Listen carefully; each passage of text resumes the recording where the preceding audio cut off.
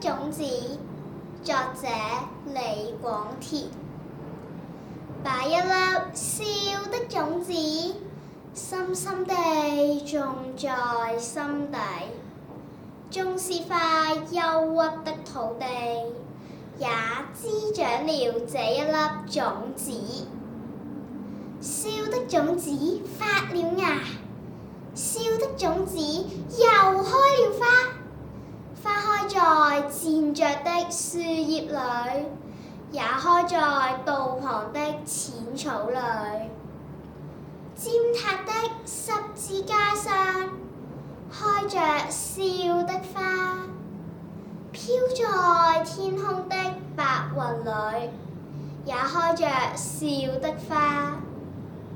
播種者現在何所呢？